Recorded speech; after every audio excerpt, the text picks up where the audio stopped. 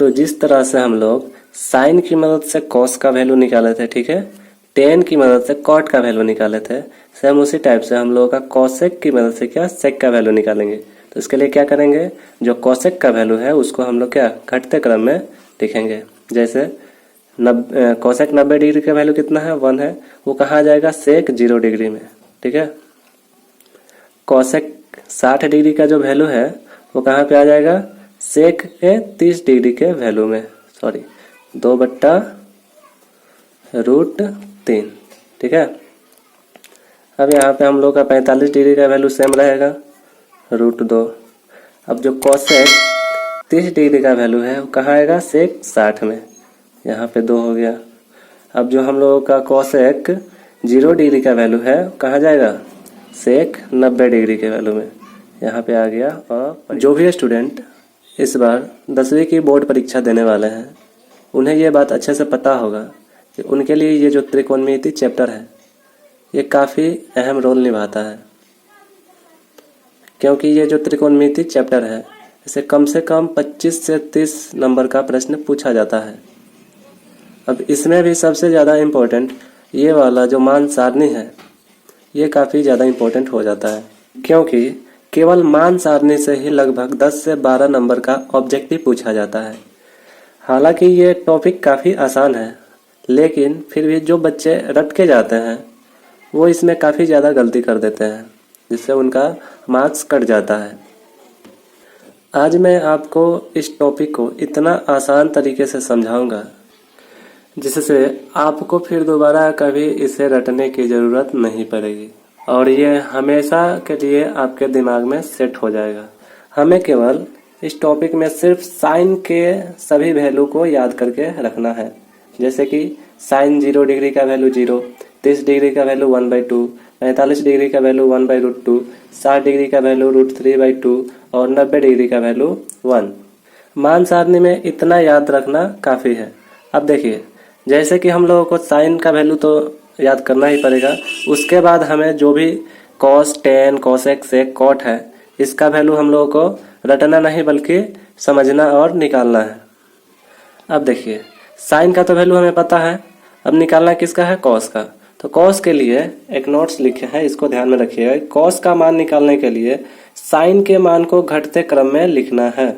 क्या करना है, साइन के मान को घटते क्रम में लिखना है, यानी कि जो 90 डिग्री का वैल्यू है वो कहाँ पे लिखेंगे, cos 0 के मान में, ठीक है।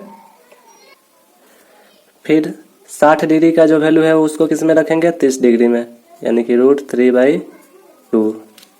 45 डिग्री का सेम टू सेम यही रहेगा, क्योंकि ये बीच में है इसलिए 1/√2 हो गया। 30 डिग्री का वैल्यू कहाँ पे आएगा, तो कॉस में 60 डिग्री, तो यहाँ पे हो जाएगा 1/2।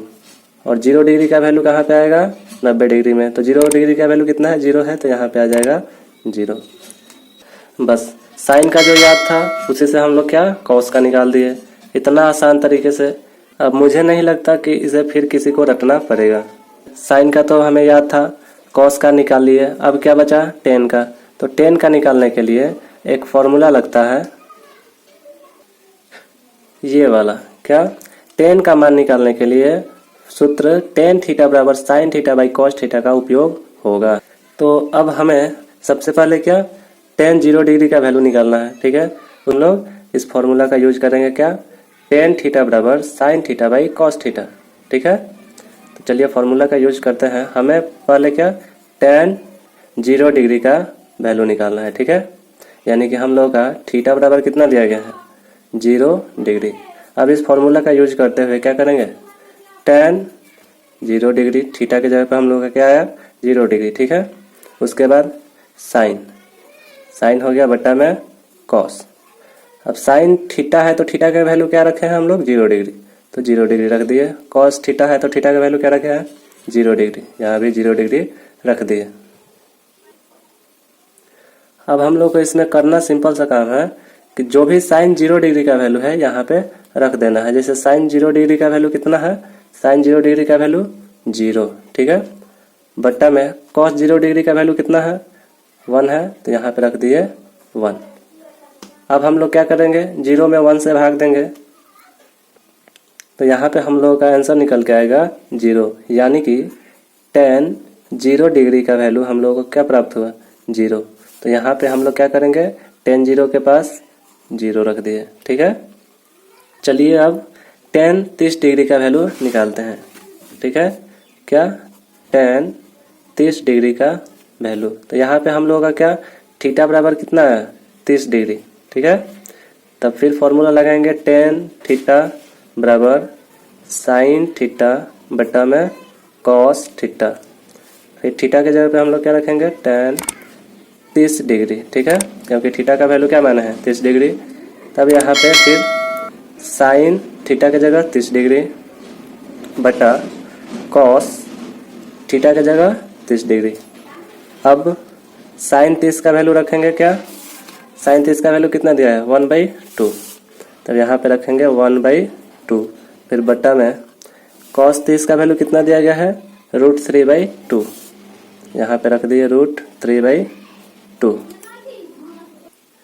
अब यहाँ पे जो भाग में है उसको गुना में ले जाने के लिए क्या करते हैं, नीचे वाला को ऊपर और ऊपर वाला को नीचे करते हैं। जैसे कि यहाँ पे हम लोग का 1/2 पहले से था वो लिख दिए। ठीक है, अब इस नीचे वाले को ऊपर ले जाएंगे तो क्या करेंगे, भाग में है तो पहले गुना का साइन लिखेंगे।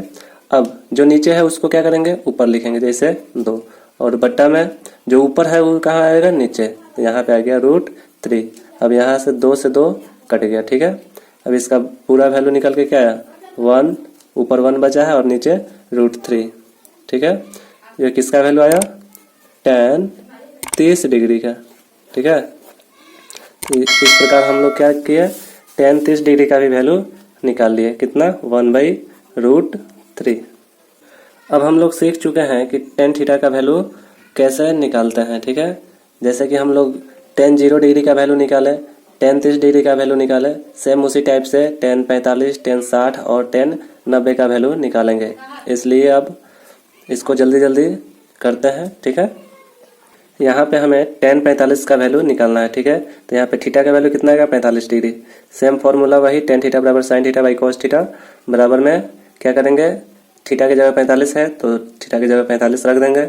अब यहाँ पे हम लोगों का वैल्यू रखना है, साइन 45 का वैल्यू कितना है 1/√2। ठीक है, साइन 45 का वैल्यू कितना 1/√2 बटा में कॉस 45 का वैल्यू 1/√2। ठीक है, सेम वही प्रक्रिया 1/√2।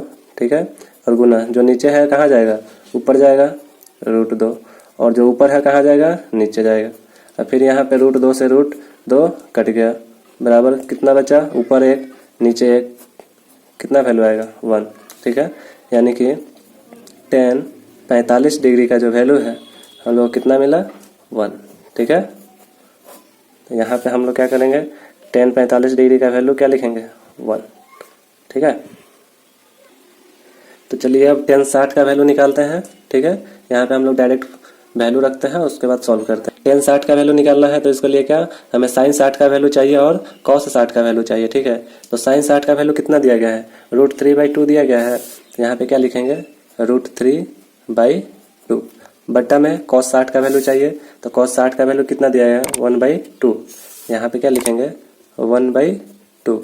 ठीक है, तो क्या करेंगे √3/2 हम लोग का ऐसे ही रह जाएगा, और भाग से गुना में बदलने के लिए क्या करेंगे जो नीचे है ऊपर जाएगा, यानी 2 नीचे है तो ऊपर चला गया और 1 ऊपर है तो नीचे चला गया। ठीक है, अब यहाँ पे फिर हम लोग का 2 से 2 कट गया, यहाँ पे क्या बचा ऊपर में √3 और नीचे में 1।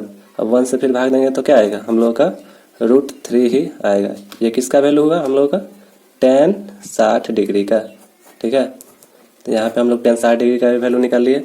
अब यहाँ पे हम लोग क्या किया भर दिए √3, tan 60 का वैल्यू कितना निकल गया √3। अब बचा है tan 90 डिग्री का वैल्यू, चलिए निकालते हैं इसको भी। तो चलिए tan 90 का वैल्यू निकालते हैं। साइन 90 का वैल्यू कितना है 1 है, यहाँ पे हम लोग 1 रख दिए, बट्टा में cos 90 का वैल्यू कितना है 0 है, तो यहाँ पे 0 रख दिए। अब देखिए ऊपर 1 है नीचे 0 है। ठीक है, अब इससे ये तो ना ही कटने वाला है और ना ही आगे सॉल्व होने वाला है। ठीक है, और 0 से यदि हम लोग 1 में भाग देंगे तो ये तो कटने वाला है नहीं, इसलिए इसका वैल्यू क्या हो जाएगा अपरिभाषित, यानी कि इसे कुछ कहा ही नहीं जा सकता।